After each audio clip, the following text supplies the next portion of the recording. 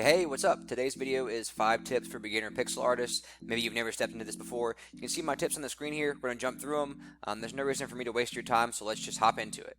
Alright, so my first tip here is 64 by 64 or 128 by 64. What I mean by that is how many pixels tall it is, but also how many pixels wide it is. So 64 tall, 64 wide, or you can go 128 by 64 if you want a wider image and you're doing something like a landscape view and you want it to have more detail expanding width-wise. So this is actually happening all right now on a paid software called Sprite. $20, totally worth it. But you're a beginner, chances are you don't know where to get started, and you don't know if you even want to make an investment in furthering your knowledge in pixel art. So we're going to hop over to a free software that I used whenever I actually started drawing with pixel art. It's called pixelart.com. So notice up here on the screen it says pixelart.com, P-I-X-I-L art. If I go here, I click start drawing and I click new drawing. You notice right here my width, usually by default it's set to 100 by 100, but we're just going to make it 64 by 64 for the case of this.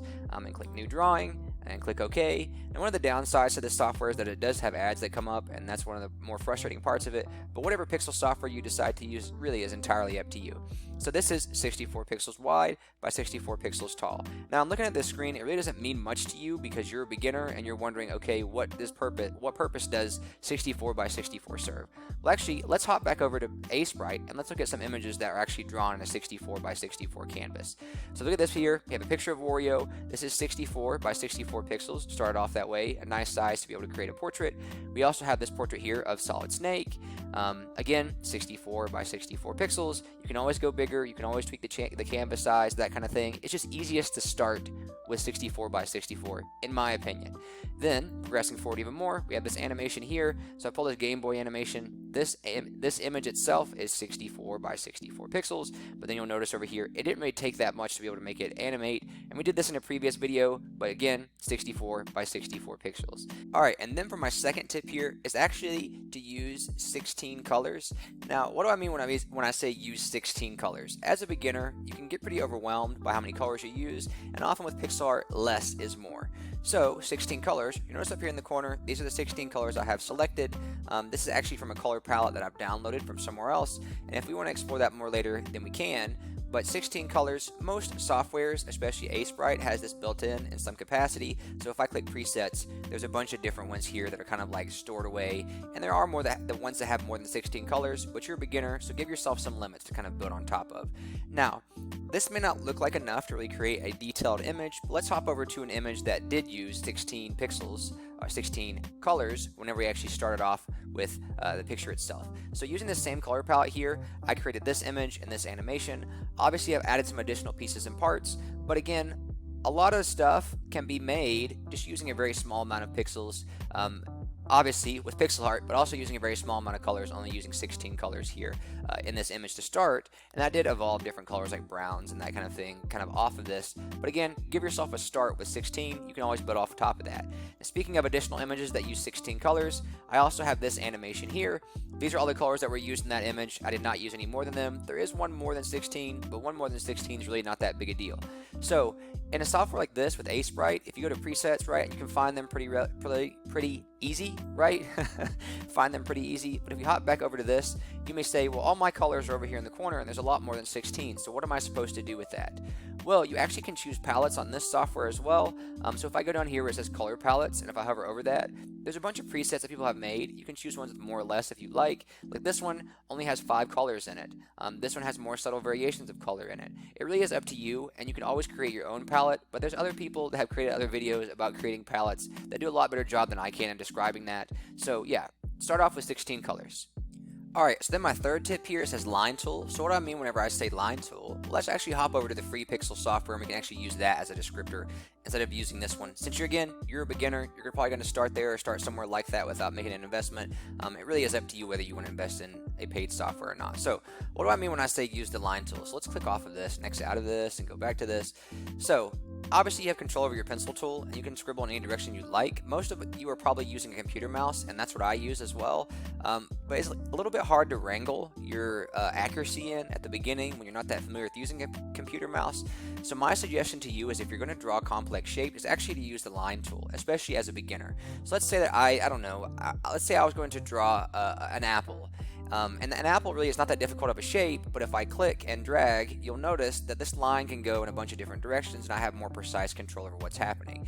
So I found that for me, whenever I was a beginner with this, if I would just click and drag, click, drag, click, drag, click, drag, and just make use of that, I have a lot more precise control over where my lines are going, and I'm using that line tool again to draw this to create seemingly a more accurate apple for somebody who maybe doesn't have that good a control over their computer mouse yet.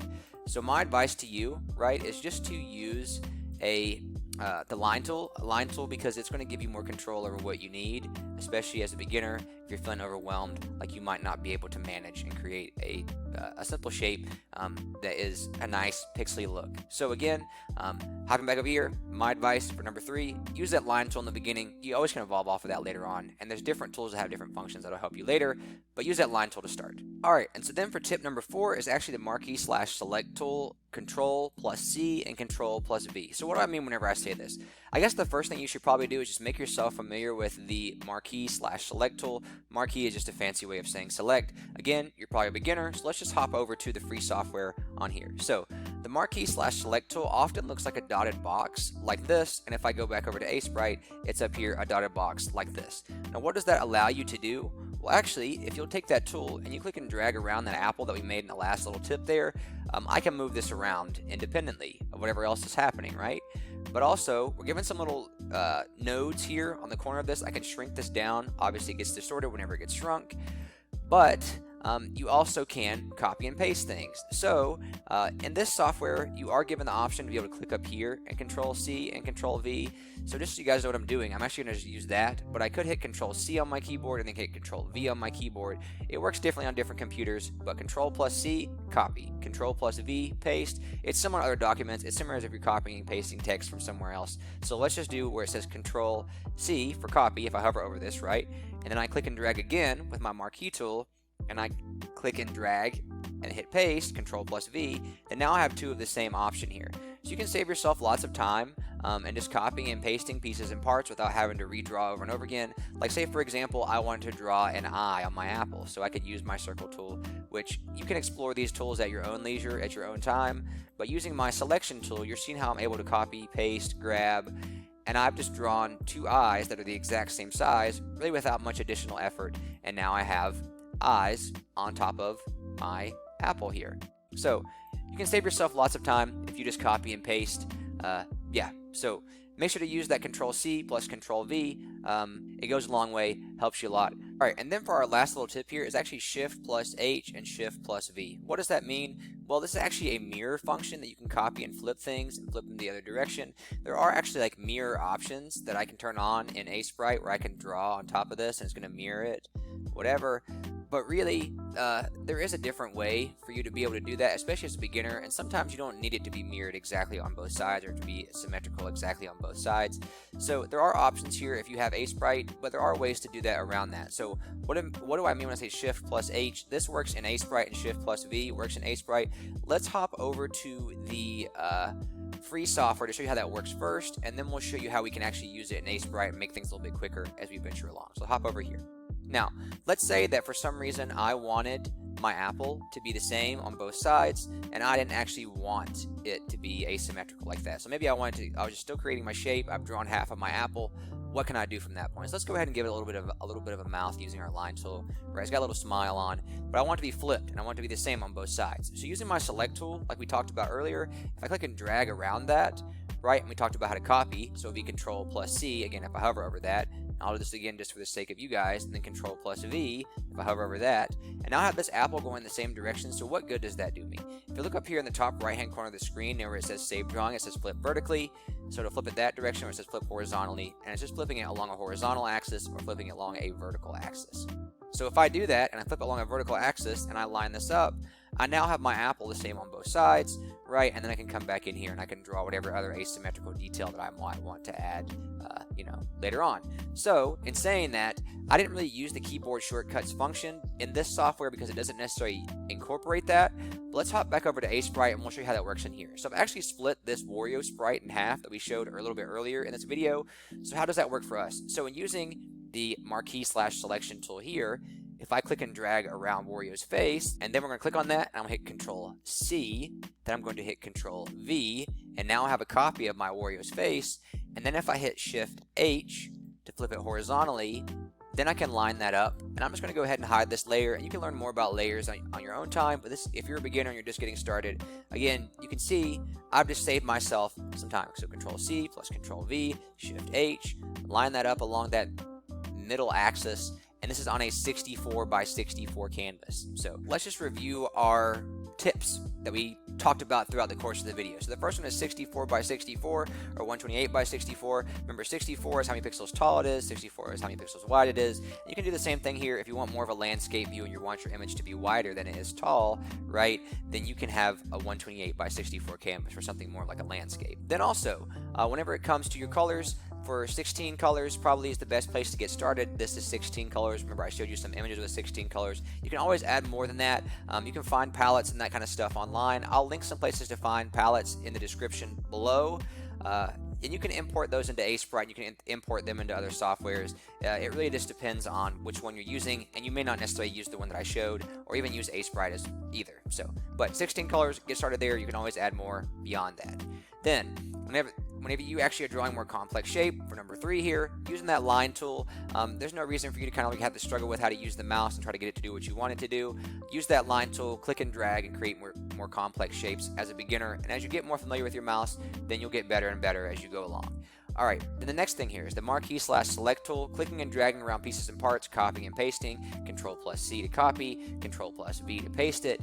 You can save yourself by copying and pasting a bunch of objects and creating a whole scene just by having a couple of assets that you've pulled from and progressively built up instead of having to redraw them continuously over and over and over again. So remember, marquee and select tool, Control plus C, Control plus V. So make use of those. Really, I use those probably more than I use anything else, to be honest. Alright, so then the next thing and the last thing is actually Shift plus H or Shift plus V. I actually call it is a mirror function. There is mirror function in Sprite, lets you do things like this, right? But it really maybe doesn't suit you if you don't want to have something be totally symmetrical. And we showed you the ways how to do that in the Pixel software, the Pixel Art software, before this on the website itself. But it's called the mirror function. It just rotates it along a horizontal axis or along a vertical axis. It really just depends on what your preference is and what you like. But you can, again, only have to draw half of something, and you'll be able to copy and paste and flip it relatively easily. So do half the work. Don't do double the work. So if you liked the video, then please make sure to hit that like button. If you disliked the video, I'm sorry. I wish I could have done a better job. And then also make sure to subscribe if you like videos like this. I'll be doing some other pixel art content in the future, and my hope is to continue in ways that people can be able to learn from. I'm maybe not the most well-versed, but I think I do an okay job with my stuff whenever it comes to pixel art. But anyway, thanks for sticking around this long. If you're still sticking around, I hope these tips helped you put them to use and hopefully get you started in the right direction. Thanks, guys. Bye.